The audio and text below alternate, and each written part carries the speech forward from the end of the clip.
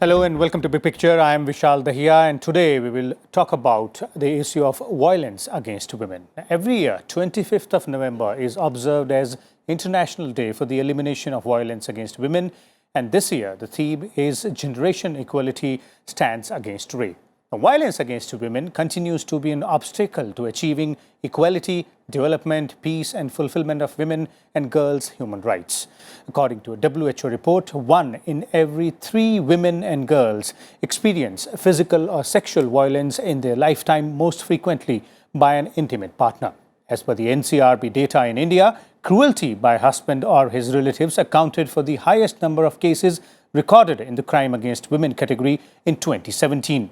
Now, safety and security of women has been accorded top priority by the government in India, and several steps have been taken over the years to tackle this issue.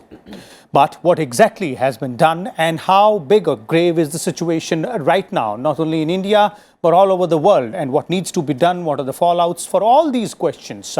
We have with us a distinguished panel of guests in the studio today. Let me introduce the guests to you, beginning with Ms. Yogita Bhayana, women's rights activist. We also have with us Ms. Rekha Agarwal, advocate, Supreme Court. We're also joined by Mr. Jyoti Singhal, Deputy Secretary from National Commission for Women, and Mrs. Lalita Kumar Mangalam is also joining us, former chairperson of National Commission for Women. Welcome all of you to Rajya Sabha TV. Let me begin with you, Ms. Agarwal, and let's try and understand the gravity of the situation here. WHO report, if you give a cursory look at that, and the first few lines of the summary clearly indicates how grave is the situation. 1 in every 3 women facing physical or sexual violence in their lifetime. Yes, it is indeed very appalling that in the 21st century that this situation still remains where women are concerned. And it is not only physical violence or sexual violence. There is one form of violence which goes absolutely unnoticed, and that is the emotional or mental violence that women face. And you were just reading out at one of the biggest reason for accounting for this violence against women is husbands or the in-laws.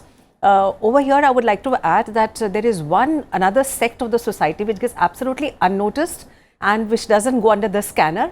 That is the family members themselves. So it is not always that it is the husbands and in-laws who are subjecting women to physical and sexual violence. A lot of violence is faced by girls at the workplace and at their own house also. So it is that form of violence, particularly the violence that women face at home, which never gets accounted for, because it takes a lot of gumption for a woman to stand up against her own family, be it her own father or be it her brother or an uncle. So the sexual violence, particularly the cases of incest, the cases of sexual crimes against women by people who are very, very close to you. So it need not be the husband side always as we blame, but it could be a very close relative. So these kind of crimes which go unnoticed, and as I just said, it is very, very sad that though women have gone, as they say, they've gone chand se taro tak chale gaye hain. Women have gone even in the space, but still where the ground reality is concerned, women do face a lot of violence, whether it is in the home, whether it is in the office, and whether it is in the workplace or in the husband's house. And despite the fact that women have been educated, they're getting a lot of education, especially in the metro cities, even in the rural areas. Even our own Prime Minister is talking a lot about women emancipation and women empowerment. But when it comes to the statistics, and as your reports are showing, that women continue to be, I mean, it's sad, and but we must accept that they continue to be the unequal sex. So women are a weak unequal, despite the fact that our constitution talks about Article 15, where 15.3, which says, I think it is indeed sad that though Article 14 talks about equality, but at the same time we have an Article 15.3 which says that we must have positive discrimination for women and children. So if we still need discrimination, whether it is positive, also, I think it is a very sad day, and it will be probably it will be an utopian society to expect where women are indeed treated as equal to men. We're waiting for that day. Okay, perhaps that might be a utopian idea, but that's what we all of us should strive for and try and achieve that. Yogita, your views on this overall scenario, not only the global scenario, what the WHO report says, but from Indian perspective as well?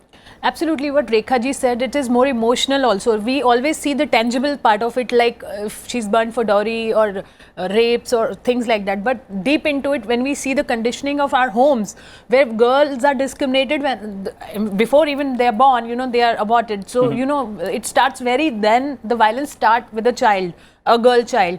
Then she's born, then she's discriminated at home. She is not given the hearty meals or milk or, you know, these things. They happen in our country. She is not sent for education. Over 80% boys they go to school more than women, more than girl child. That's why our Prime Minister had to say Beti Bachao, Beti Padhao. So the idea is it is more emotional, more not what we see, not tangible enough to say that it is a crime, but it is emotionally, again, it is a violence. So we need to make it more prominent, and definitely it's a very good day. We all should definitely work towards it as society, as individuals, as activists.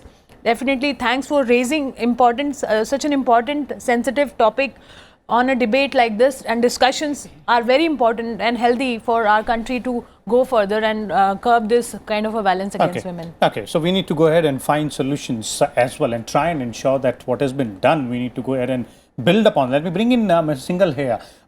If you look at the official data, you know, the NCRB data, which we are looking at, which I even quoted in beginning, that indicates that there is a rise, and it's not about rural areas as well. You know, in metro cities also, if we look at, you know, the data in Delhi and Mumbai, the national capital region and Mumbai specifically, there also, the data shows that crime against women, violence against women is on the rise.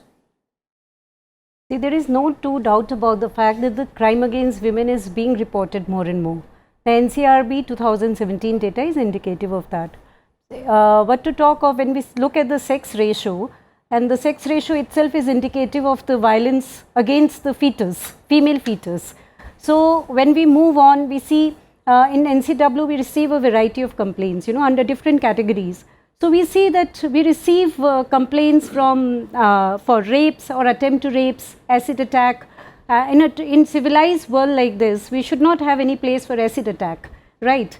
We receive complaints for dowry harassment in this age or domestic violence.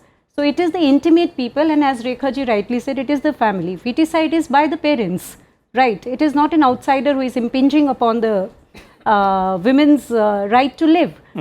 In spite of constitutional safeguards and the positive affirmation, there are cases which are reported, and a lot go unreported as well. Okay.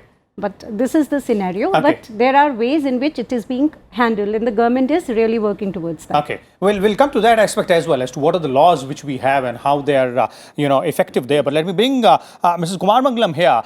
You've been, you know, the chairperson of the National Commission for Women earlier as well. But one thing which we would like to know is that in what aspects does it affect the women in general when they face this violence? Because there are aspects which were pointed out by Mrs. Agarwal here in terms of, you know, not only physical, but the emotional trauma associated with it as well. How does it, you know, usually affect a women's psyche or overall, you know, life? You know, there are some aspects that have not been touched on by the earlier panelists. One of which I'd like to, you know, in a way reply to your question, which is that it's not just the women who are affected or the girl who's affected. As she grows up, she will carry the scars of that abuse, whether it's physical, whether it's sexual, whether it's at the workplace, whether it's financial, emotional, etc. And it becomes a generational thing. A girl or a girl or a woman who's been forced to go through all of this violence, overt or otherwise. There are statistics that show that over 90% of rape, even today, are from close family members. Not, I mean, marital rape, of course, is not recognized in India, but even if you put that aside, it is by close family members, family friends, etc. Similarly, it is often the closest of your colleagues in office who will be sexually abusing you, harassing you in one way or another. And this is across the board for all forms of violence against women. Research has shown this all over the world, particularly so perhaps in the less developed countries like India. There are two aspects which were not mentioned. One is that the justice system often fails women. Most women don't complain also because when they go to a police station, I mean, for example, let me put it very simply. When a girl is raped, the first question is asked to that girl, क्या कपड़े पहने थे, किसके साथ थे, उस time बाहर क्या कर रहे थे, पिया था क्या? Nobody even asks a question of the man who has committed that terribly heinous rape. If we can all recall, Nirbhaya, that child, was a very good girl in all terms. Now, I know it sounds very judgmental, but if a girl like that could be raped by men who just give in to their base desires, and even now her parents are waiting for justice. The justice system fails women in this country. And that again is generational. For how many years can somebody fight for justice? Women give up. And that's also because, I mean, that's also one of the reasons why men have this sense of impunity. They think, hum to mard hai, mardangi hai. Look at the words used by many of our political leaders, regardless of what party they may belong to. I feel very strongly about this, so I don't want to bring politics into it. But people in public life themselves have a very skewed view of what equity is. And unless there is equity for women and respect for women, violence is not going to really decrease, regardless of whether reporting is increasing or not. But one of the most successful campaigns of Prime Minister Modi has been the Beti Bachao, Beti Padhao. The figures, the statistics will show that even in Haryana, the male to female ratio amongst between young girls and boys has gone up substantially over the last 6-7 years, and that's a remarkable achievement. Just like polio eradication, it took a huge public, where everybody pitched in, private sector, civil service organizations, the government, people themselves, I mean, public themselves. It took a huge movement to eradicate polio. That's what it's going to take in this country. Okay. The second thing is that the intergenerational sort of effect that violence against women has on families in India is becoming very clear nowadays. More and more you will see young educated girls do not want to get married. There's pressure on them to have a child immediately. If they don't have a child, they're abused. There are so many forms of violence, even social violence, which people don't even talk about often. Or we brush it under the table saying, nahi, hamare ghar mein nahi hota, ye to dusron ke ghar mein hota hai. These are the things that India also needs to become more mature about. We need to look at ourselves in the mirror and try to set our own, very often amongst our friends, perhaps in our own families, there is so much going on that we don't know about. Okay. Girls need to be talked to. Girls need counseling in schools. Good touch, bad touch. All of this has to be taught to them from a very, very young age. Along with this, young boys need to be trained. I always say that like we potty train our children, we need to teach our young boys what is good, what is not good. Okay. To treat your mother, to treat your grandmother, to treat your aunt, your sister, everybody with respect. Only then will violence against women really stop. Okay. Okay. So there seems to be, the summary of what exactly, the cause and the ways out of this as well. But one important point, and I'd like to bring you, Mrs. Agarwal, here on this, is about, as Mrs. Kumar Mangalam pointed out, about the justice system. How, when you go ahead and make a complaint, the delivery of justice, either it is delayed or it is, played in such a way that the complainant, in this case, a woman or a girl, then loses that courage to carry on the fight. I fully agree with Ms. Kumar Mangalam when she's talked about the justice system being totally skewed against women in our country. As the old maxim goes, that justice delayed is justice denied, something which we learnt in law school. And as a practicing lawyer, I myself am quite appalled, and sometimes I feel very, very sad at the number of years which cases take against, against crimes against women, how much time it takes to get them resolved. But I guess every side has got a positive and a negative way of looking at it. And our justice delivery systems is one of the best in the country, and we do, the presumption is that you are, innocent until proved guilty. So keeping that fundamental, safety that every Indian citizen in our country has, and, Vishal, we must not forget at the same time that when we are talking about protecting women, or providing them justice, so while providing justice to women, we do not have to be unjust to a man at the same time. So a woman complains of any crime, but it has to be proved. You have to be, you have to be proved to be guilty. So that, you know, since we have that thing at the back of our mind, our judges have that thing at the back of the mind, that while providing justice to a woman, are we going to do injustice to a man? So yes, so it does get delayed, but then ultimately we do have a foolproof system. We've got fast track courts, and we have got a number of specially made laws. For example, Domestic Violence Act, POCSO Act, the POSH Act for protection of sexual offences against women at the workplace, so on and so forth. So I think that yes, we do need more courts now, more fast track courts before you know, justice becomes, you know, more sooner at the doorstep now. Okay, but one more step here, Mrs. Agarwal, and that is a step before the case goes to the court. That's one when we deal with the law enforcement agencies. Yes. If the laws are, you know, we look at the number of laws, and I have a long list here in terms of laws to check violence against women, and those are very strong, very stringent laws. But the way the laws are implemented by the law enforcement agencies, maybe a bit more of empathy by the law enforcement agencies, maybe you know, a bit more of behavior in such a way that it is not considered prejudiced. I agree with that point totally. I think that the first step, and as you know, Ms. Kumaran also talked about, that the first question that a woman who goes to complain about any sexual crime particularly is the number of questions that are shot at her. And yes, that's a fact. You know, so I think the first thing that has to be done is that a police needs to be sensitized, and often you know, if I may say so, they come from a very rural background where there's a very patriarchal system of living. Where the women, particularly, for example, we're talking about places like, say, Haryana, you know, right next, a neighboring state, where you know, where the bias is totally against women. So when a woman goes to complain about any sexual crime, that the barrage of questions that she has to face, she's made to feel like a culprit. So after the post-Nirbhaya, there have been a number of amendments in our law, in the criminal law. There has been a very major amendment in 2013, where it has become mandatory for any police officer to register a complaint the moment a woman brings it to his notice. So that we had the concept of what is called a zero FIR, as it happened in the Asaram case. But despite that fact, and a police officer can lose his job if he doesn't register an FIR. Later on, it can be transferred to the correct police station which has a jurisdiction to deal with that matter.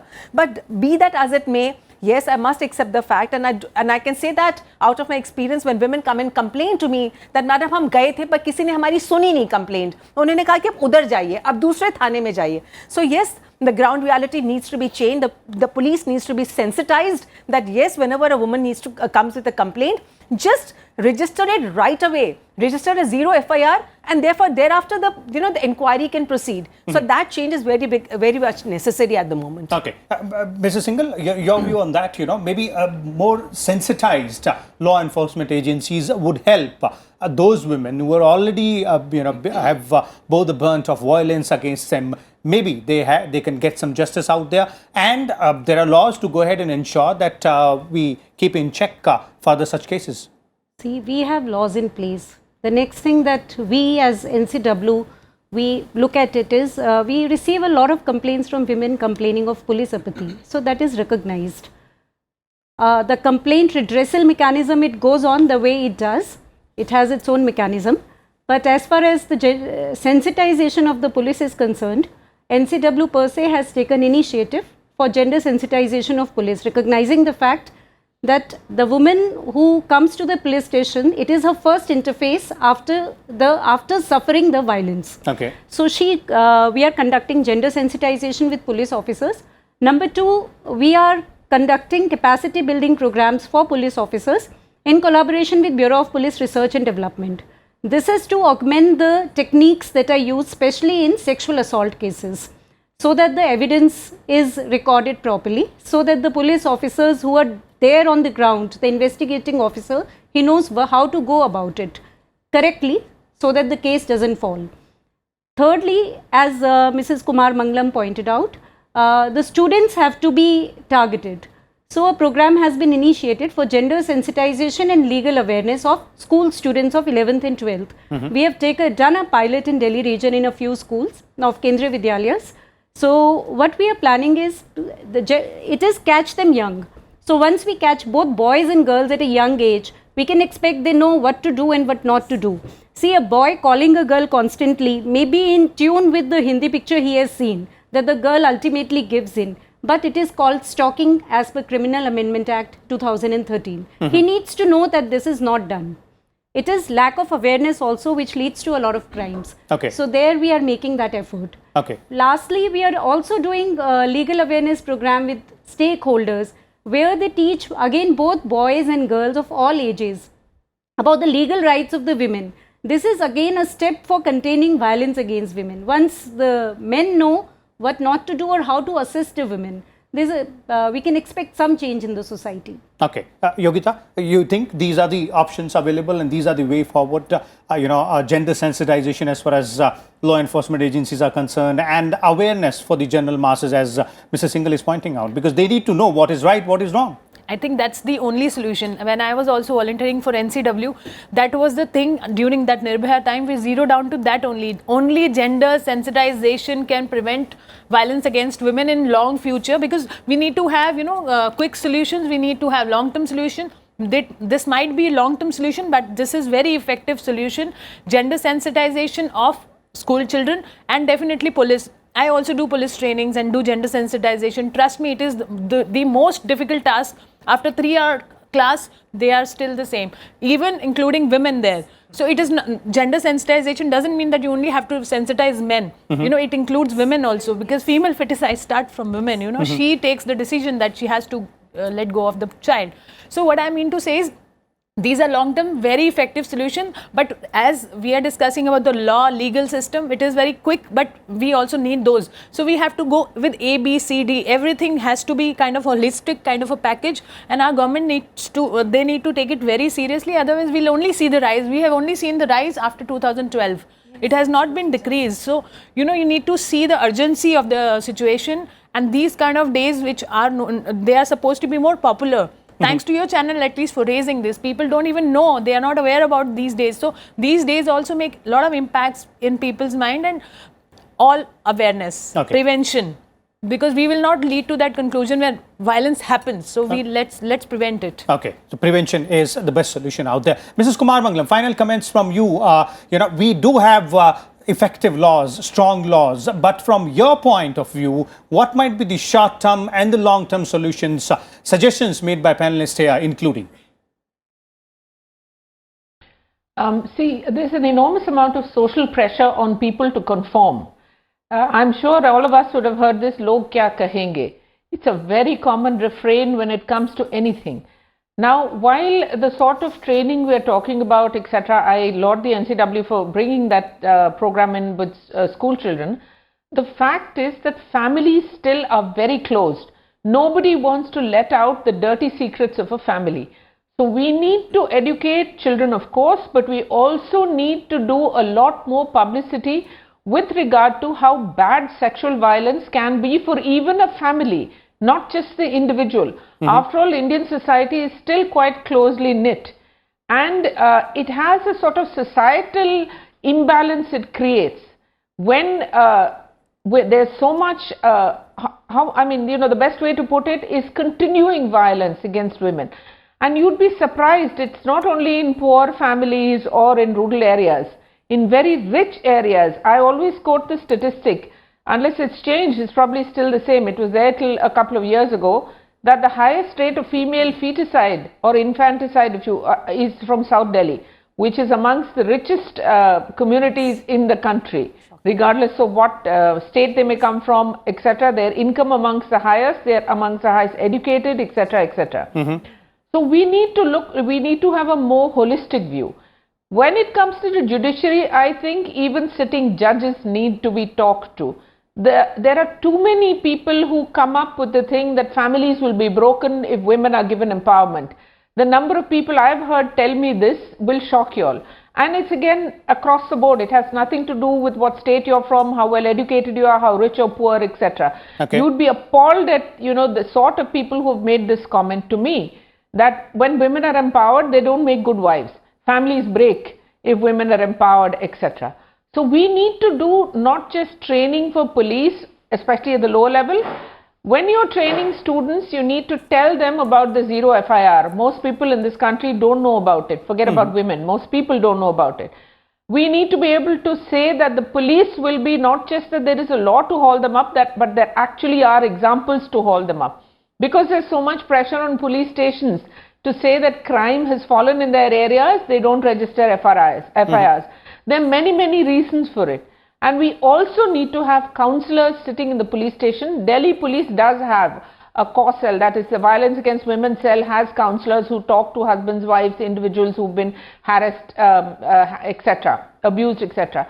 But in especially the smaller towns, where violence seems to be on the increase, there are no counsellors. Now I think the Nirbhaya centers which are coming up, they have it all under the same roof. But those counsellors themselves need to be told about what the pitfalls of their work may be. Very often counsellors are also subject to harassment and violence, threats, where people say, "Tum baat karo, dekhte," typical. "Tumhe pata hai main kaun hu, kya kar sakta hu," this sort of thing. So all of this has to be built into it. We need to have, it's almost like fast tracking it, and it's a huge job. So everybody needs to pitch in. You can't depend only on the government. The government can only do so much. We have 1.3 odd billion people. Individuals and families need to take responsibility. And first of all, to take responsibility, we have to accept that there is violence against women. And that we must accept that it's also wrong. Then yes, we can start changing. Society cannot be changed only by government. Society has to change itself. What was it that Gandhiji said? This is his 150th anniversary. Be the change that you want. So that's what all of us need to do. We all need to pitch in. And then I'm sure there will be a change. So there it is, as Mrs. Kumar Mangalam also pointed out, and our other panelists, be the change what you want. And this is actually the overall factual picture as far as violence against women is concerned. These are the numbers, but we will have to take a more deeper look at it and also ensure that we do our bit as a society, as family, as individuals. There needs to be a holistic approach, as our panelists have pointed out, to try and find not only short-term solutions but long-term as well. There are laws in our country and those are very stringent and very strong laws, but perhaps some more steps such as gender sensitization of law enforcement agencies and general awareness of the people, both men and women, towards laws as well as how to behave with each other might be the solution to this particular issue. We'll come back again tomorrow with a different topic and different set of guests. Till then, keep watching Rajya Sabha Television.